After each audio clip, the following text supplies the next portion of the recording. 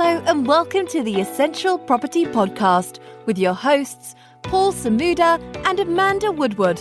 With 45 years of combined experience in the world of property buying, selling, investing and developing, they are here to share with you their knowledge in the Stoke-on-Trent, Newcastle-under-Lyme and Crewe property market. Let's get started.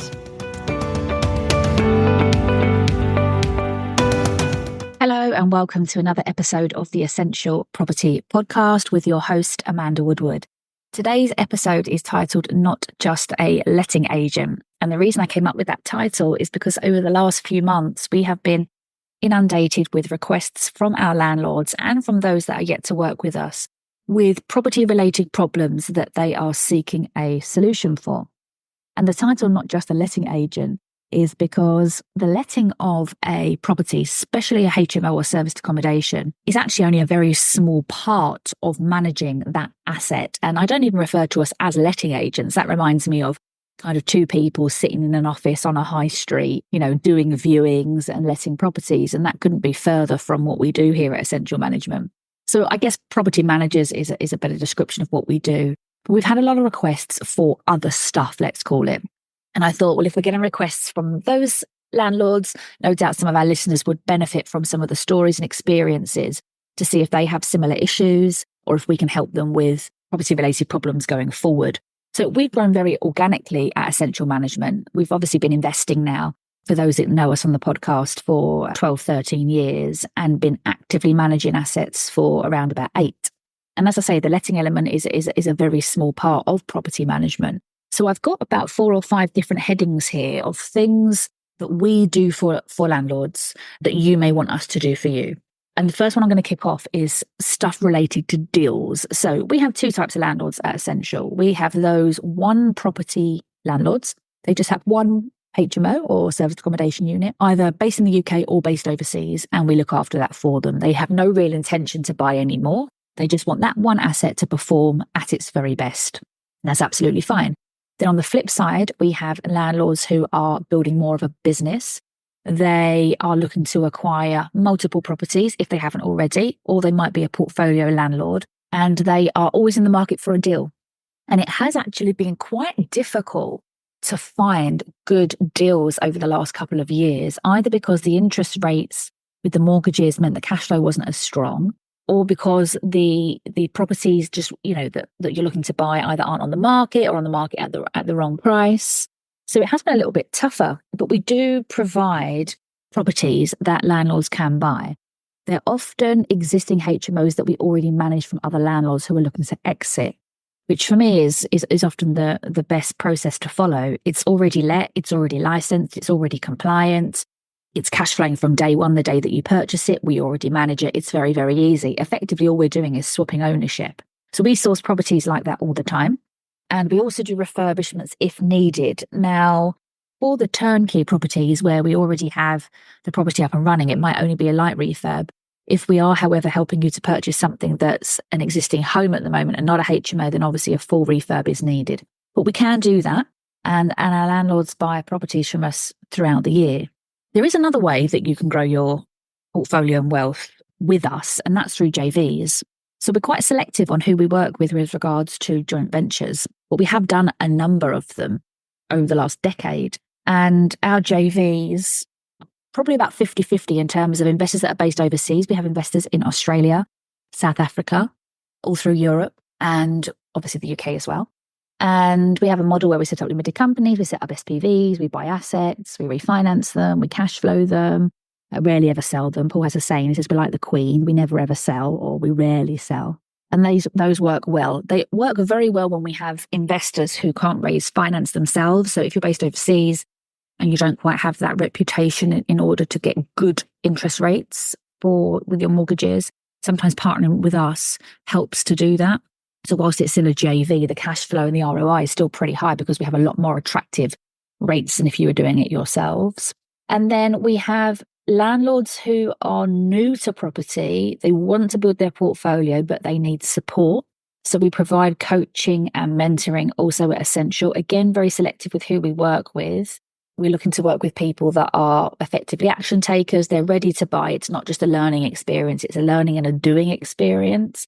And Paul pretty much takes the lead on that. He's very experienced in terms of working with people all over the country. We're working with a chap at the moment who is a multiple business owner, high net worth individual doing very well in his business. And he now wants to invest his profits from his business into property. So we're assisting him in terms of a little bit of coaching on that side. What he values is that we've done it before. We've done it, 100 times before. He's doing it for the first time. So why not leverage our experience to assist him, which is a no-brainer, really. We're also working with somebody who's doing their first deal. They're an electrician. They are building a good trades business. They have a couple of people working for them. That side of their business is growing, but they're also conscious that they don't want to work forever and they'd like to invest into property. So Paul is working with this particular client one-on-one to get them to the point of getting their first deal over the line. And we all know how much confidence you get once your first deal is across the line. So we're working with him to do that. We're also working with a couple on a portfolio restructure. So they have been very aggressive in terms of building their portfolio. However, it's not really making that much money. It's not cash flowing anywhere near it should be, but we're helping them to restructure that. And some of it is restructuring the finance. Some of them is restructuring the strategy to try and make the properties higher cash flowing. So we can offer a whole bunch of different things for a whole bunch of different people in the area of sourcing refurbs, JVs and coaching. Now, we've always done that for a long time and that works really well. But there are a lot of other things that as a landlord, you may not have even come across yet that we help landlords out with on a fairly regular basis. So the next section I'm going to go to is an area that covers sort of legals, finance and dealings with the council. So we had a client who came to us a couple of years ago who had a property and was receiving letters with regards to council tax by the room. Now, I know there's been a lot of change in this recently, but the landlord had a 5-bed HMO who's receiving 5 council taxes and paying in the order of £600 a month for council tax, when really it should have only been about £150 a month. His property was full, but it wasn't cash flowing because he was paying the council tax. So we restructured that property for him. He moved the property management over to us. We restructured the property. We got the council tax completely removed. We converted that property to serviced accommodation. We switched from council tax to business rates.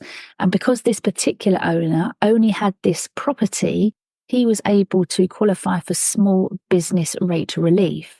Now, those of you that have applied for that before will realise that small business rate relief often means that your business rates is 0. That's right, 0. So you have gone from £600 a month in council tax, which is the best part of £7,200 a year, to nothing. And that's just where we didn't do anything different to the property, but all we did was change the strategy, moved it over to service accommodation, enabled the business rates relief. And that investor all of a sudden was making an additional £600 per month, which meant he was no longer in negative cash flow and he was profitable on that property. Now, that sounds really easy, but let me tell you something. Dealing with the valuation office, the VOA, is a nightmare. So we did that whole process for him. We said, this is what we're going to do. This is the process we're going to follow. We will do all that for you. Move the management to us and we'll make sure that property is profitable. And we've totally done that about 5 times for other landlords. So if you are in a situation with the VOA, it's probably not going to be council tax by the room related because the laws have changed on that. However, if you do run into issues with the valuation office in some shape or form, with regards to incorrect banding, especially if you're buying commercial property or if you have a property that's maybe commercial downstairs and flats upstairs and they haven't quite banded it correctly, then for sure we can give you a hand with that. We had a landlord that approached us in early Q2 this year to assist with an insurance claim. Now, insurance is one of those things that we all have from our properties. When we buy a property at exchange, our solicitor says you must have insurance. We keep our properties insured, hoping really that we're never going to utilise that insurance policy. But we had a bad storm in around about April this year. I remember it because we were away at the time. I was in France and I got a call from a member of the team to say that we have had a chimney collapse on a landlord's property. As it's collapsed, it's taken off a whole bunch of tiles off the roof. The bricks have then fallen off the roof and gone straight through a car. The whole chimney has ended up going through a car. It's an end terrace. There's bricks all over the street. firefighters are there, police are there, the council are there, dangerous buildings department are there, and it's all kicking off, to say the least. So in that scenario, you need two things. You need one, a property manager that's going to be able to deal with that in the moment. And two, you need an insurance policy that's going to support you with the costs. So our team were there at the site immediately. We had to evacuate the house. So we had 5 tenants in a licensed 5-bedroom HMO. The dangerous buildings department of the council said nobody is allowed to enter that building, not even to gather their things. So we had to evacuate all 5 tenants, put them in temporary accommodation, which we paid for on behalf of the landlord at the time, just to be able to get them sorted there and then that night. We then liaised with all the different emergency services, liaised with the council. Once the dust had settled the following day, we then had to start the insurance claim. So we worked with the landlord. We got ourselves onto the policy from a communication standpoint. So we took over the communication with the insurance company. We got the roofers out, we got quotes in, we presented that to the insurance company. We had to meet the loss adjusters, who I was actually really quite disappointed because the loss adjuster arrived and he effectively told me, I'm here to make sure that this claim is as low as possible. He was not there really supporting the landlord. He was very much supporting the insurance company. Anyway, cut a long story short, we got some temporary repairs done on the roof because otherwise, more bricks are going to fall down, and we've got tiles on the roof that have come off and they're all in the street. We didn't, but the council closed the road. So it was a pretty big deal. So where are we now? We're now at the point whereby the claim has been accepted by the insurer. They actually paid out about £6,500. The scaffolding is up, the roof work is taking place. It took a while to get to that point because the insurance company was shocking. And I personally took on that sort of battle with them and really had to negotiate hard just to get them to actually take the application seriously. But what's our learnings here? Our learnings is make sure you have good quality insurance. Make sure that if you have to do a claim, you have somebody that can assist you with that claim. Maybe the insurance company can and they're great. Maybe you need somebody like us on the ground to do it for you, or maybe you feel competent enough to do it yourself. But insurance is great to have, obviously, for these scenarios, but please make sure that you have a sufficient policy. So it might be worth just checking right now, as in stop the podcast, obviously not if you're driving, and check your insurance policy. Because when you're doing a refurb and you insure your property as empty, you need to go back to the insurance company afterwards and say, hey, it's now rented. It's a slightly different type of policy. You want to make sure that your reinstatement value is correct. If this building was to drop to the floor and it had to be rebuilt, how much would that cost? Because if you're underinsured on your reinstatement value and then you do an insurance claim, they can actually reduce the money that they pay out to you because you have underinsured yourself. And we all know insurers are looking for ways to find a way not to pay out. So insurance is super important, and take this as a lightning bolt to check yours and make sure that you're insured correctly. With interest rates reducing, we're now starting to see more and more landlords refinancing. And we're in exactly the same position. We haven't bothered with some recent refinances that were due because we know that rates are coming down. We hope they're going to come down as quickly as possible. And as we have had a Bank of England base rate chop, lenders have felt more comfortable about reducing their rates, i.e. landlords are now more confident about locking in some 2 years and 5 years deals. So applying for a mortgage with a new lender, even on an existing property, it's not straightforward. And one of the most important parts is, are they going to value that property at what you want it to be valued at? Now, if you're refinancing and looking to pull out cash, it's even more important that you get that figure. But equally, even if you're just effectively switching your mortgage, you want to make sure that you get the right valuation, because that can also help with your loan to value. And a 75% loan to value versus a 70% or even a 60% can really bring your interest rate down. So it's important you get that mortgage refinance right. So we have done a few of those for our landlords. I put some stuff up on my Instagram stories earlier this week, where as soon as your mortgage has effectively been accepted with your broker, so you said, yep, that's the product I want to go for, that's the lender that I want to go for, that's where we then kick in. So we speak to the surveyors and we book the survey in, time that works for us, and then we will physically meet that surveyor at the property and start the process. Process does actually start, however, before that, because we're already looking to engage with the surveyor before the valuation. We want to know who it is. Do we have any history with them? Do they know us, which is always helpful? Can we get information to them with regards to the rents, comparables, our valuation, so we can start to steer the valuation where we want it to go as much as we can? We're then obviously looking to meet them on the day, escort them through the property, provide them with a valuation pack, which explains everything about the property that they need to know, including the license, for example, the rents, how long the tenants have been there. all the information that a valuer wants on the day. He doesn't even have to ask, it's all there, or he or she has it already. And we just want to make that process as smooth as possible so we can handle it entirely. We can also give you a little bit of advice, not financial advice, but a little bit of a steer. And I'll give you an example why. I got called out to a valuation in Stoke. It was a 6-bedroom licensed HMO, big, gorgeous, fully rented, looking good, an absolute slam dunk of a valuation. And then when we got to the property, the survey was conducted by Connells. And I know the lady there at Connells, and she's lovely, great, qualified, gives good solid valuations. But she reminded me that Connells do not do investment valuations. They only do bricks and mortar valuations.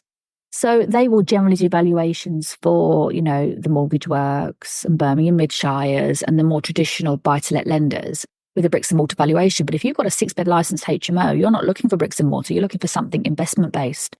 And they said, look, we just don't do that. So I then had a couple of other landlords also looking to use Connells for HMOs. And I said, look, just don't do it. It's nothing against Connells, but you're not going to get the value that you want.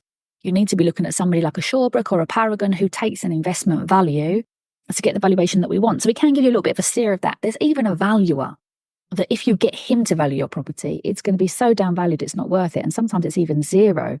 We won't mention names, but do reach out to me directly if you are doing a valuation, because there's one particular guy who it's just not even worth turning up because he hates HMOs. So we can give you a little bit of a steer on that. And we have done over the summer with quite a few refinances. As early as last week, we had 3 that are going through. On the same sort of subjects of finance and legals and so on, lawful development certificates is something that we've been instructed to do for landlords and for those people that don't work with us as, an agent at the moment, but hopefully we will work with them in the future.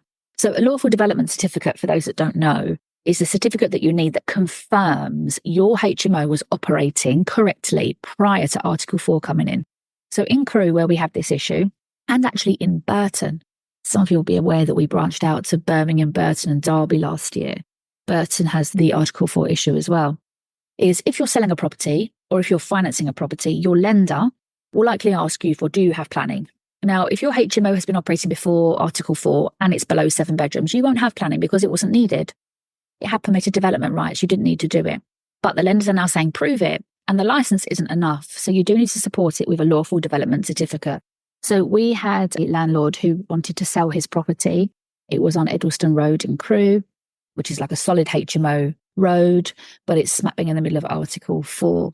Now, prior to that, when Article 4 came in, we actually messaged all of our landlords and said, as a preventative or as a proactive approach, I think you should get lawful development certificates for all your HMOs that are sitting in Article 4. So if at any point you need to refinance or sell, you've got your certificate. And this was the perfect example of that. He sold the property. He had the certificate a few years prior, provided it to the lawyers, and the sale went through very easily. I did have a call last week from a new investor who's buying his first HMO, which is an existing HMO on Edelston Road. And he called just to ask about the rents and to see what the comparables were and just to check us out as a potential agent for him to use. And he didn't necessarily know about lawful development certificates, and his lawyer hadn't raised it, and he wasn't really aware of what he would need.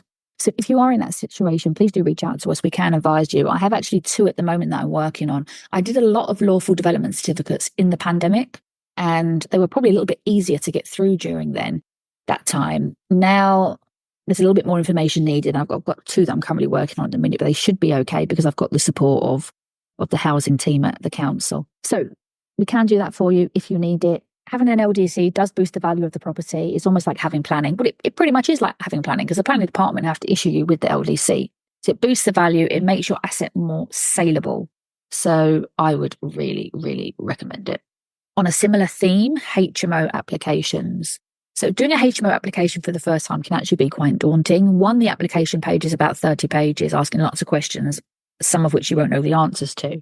And then the actual visit from the HMO officer, again, can be quite daunting. So we do that on behalf of other landlords, whether we manage their properties or not. We can organise your application for you, organise the visit with the local authority. We'll do a pre-check of the property before they come to make sure that it's compliant so you can fix any issues before they arrive. And we'll just take you through that process from application right through to actually getting that HMO license granted. So we do those all the time. As I say, I've got about 3 at the moment that we're just waiting for the certificates to come through on post the application. So we do that day in, day out, and we can certainly help you with that as well. On a similar vein, but a separate section here, I've come up with a section on compliance and inspections. So over the last couple of years, we have really ramped up our property inspection reports for our landlords. And it always surprises me when I meet landlords who say that they either don't get inspection reports from their agent, or as self-managers, they don't even inspect their properties frequently themselves. Now, we are in our HMOs as a minimum every month, because we're either in doing smoke, or we're actually in every property every week, because we clean over 120 properties every week. So there's somebody in your HMO every single week from a cleaning perspective. There's somebody in there every single month doing smoke alarm testing or carbon monoxide detector testing. We have departure reports at any time that anybody actually leaves a property. We have to obviously go and check the room and so on, do a report on that and see if we're going to retain anything from their deposit. We've then got our quarterly inspection reports where we're in the houses every quarter in all the bedrooms. And for us, that's the only way to consistently manage a HMO. Leaving the tenants to it is a disaster. So we provide inspection reports for our landlords. But if you are a self-managing landlord, maybe you're not local, or maybe you just don't feel comfortable having that level of interaction with your tenants, we can provide for you your inspection reports. So we'll go into all the rooms and, we'll do a full status check. Even if you're with another agent, if you feel like perhaps they're not doing your inspections for you and you just really want to know what is going on in my house, we can organise that for you as well. If you want to take it up a notch, we can do compliance inspections. So we can go in and check all of the compliance that you need to be complying with HMO housing standards. So we can go in and we can check the fire blankets, the carbon monoxide detectors, the smoke detectors. We can check the fire doors. We can check the fire exits. We can check the banister heights. We can make sure that tenants are complying and not putting shoes on the landing and bikes on the landing. Make sure the thumb turn locks are on the doors. And just all of the general stuff that really your agent should be doing for you anyway. But if they're not, we can step in and do that. And then the most detailed report that we can do is your fire risk assessment. Now, I put myself through a bunch of fire safety training over a year ago to get to the point where we can competently carry out fire risk assessments. And we operate under landlordfra.co.uk. And it's a brand that we've set up to offer fire risk assessments to the local landlord community in Stoke-on-Trent and Crewe. And we also are going to be rolling out that through Birmingham, Burton and Derby as well. So we will arrive and then we will effectively provide you with a full fire risk assessment. Now, if you rent a property to a charity, then you probably have been asked for a fire risk assessment in the past. Charities ask for them. Sometimes corporate lets ask for them. The council now, going forward for a licensed HMO, will say to you that you have to ensure that your fire risk assessment is in place and it is maintained regularly or checked regularly for any changes. Some lenders will ask for them.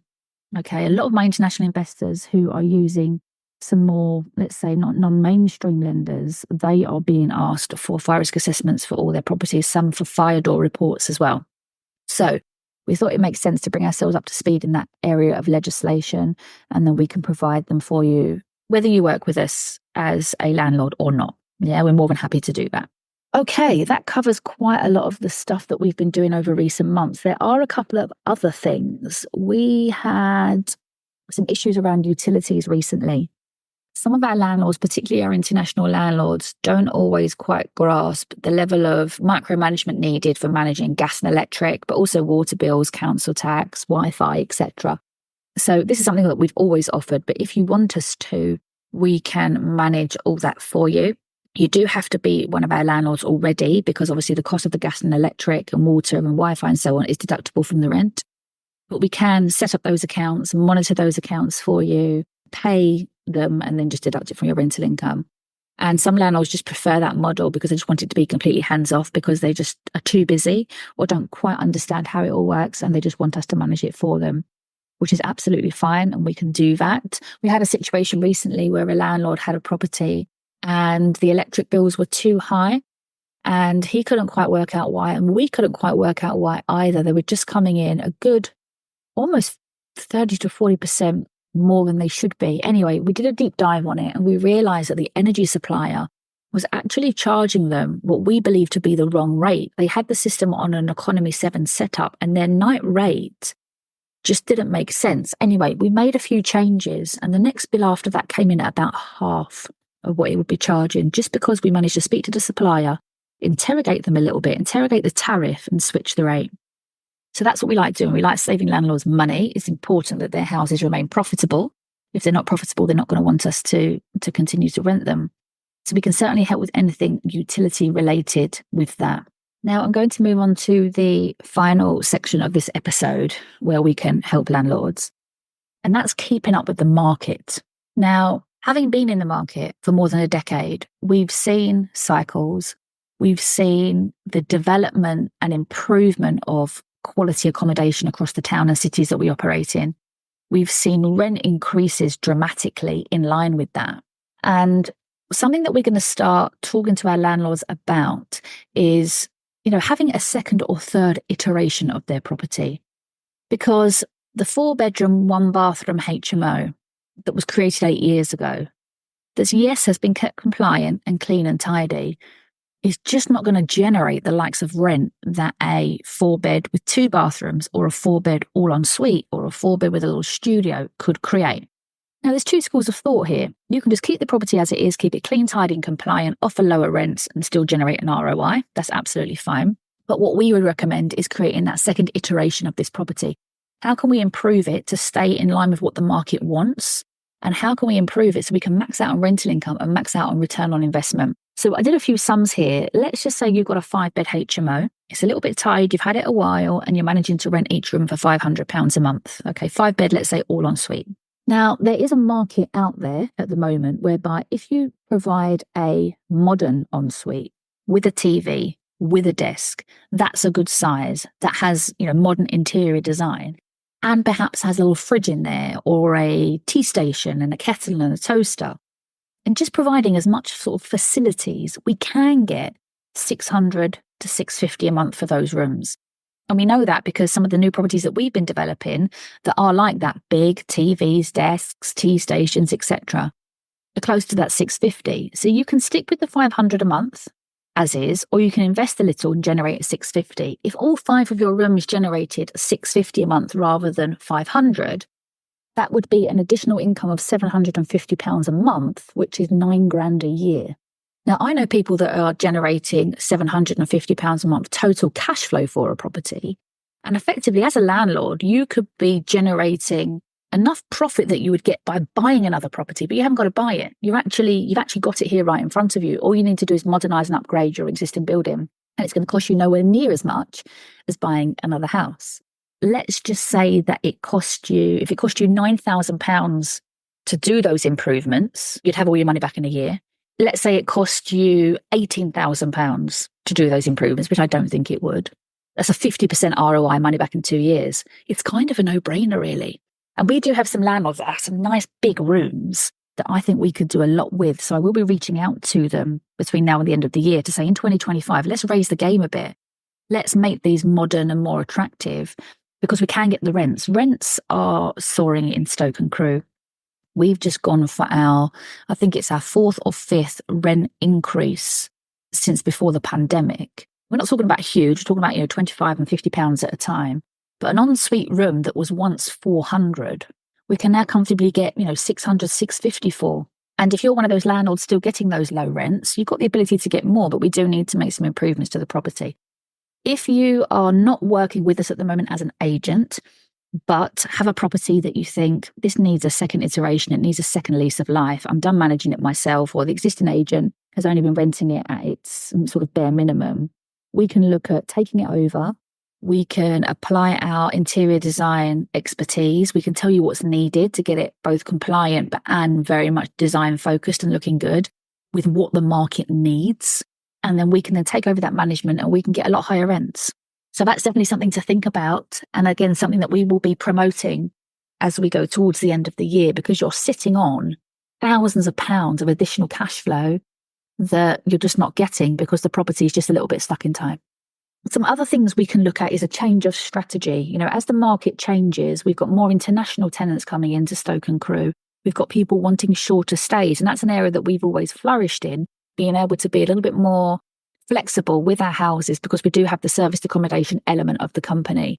So if somebody wants a 1 month stay, 2 month stay, 3 month stay, somebody wants a 1 week stay, on some of our properties, we can provide that. And the rate that we can charge is very attractive, both to the guest, because it's a lot cheaper than a hotel, but equally it's profitable for the landlord. So when you have an asset, you need to look at, do I need to improve my asset to stay in line with the market demands? Or do I even need to change my strategy to stay profitable? And because we do have our own properties, that's the sort of stuff that we're thinking about all the time. So if you're a landlord and you say, I've got this property, I'm thinking about doing X and Y, we're thinking about it ourselves as well. So we're more than happy to guide you and shape that asset to get it performing as good as possible. And effectively, that's the business we're in. As owners, as property managers, as property problem solvers, is we need to make sure that our assets are making money as best we can. It has been a tough couple of years. Interest rates have eroded a lot of cash flow and profits.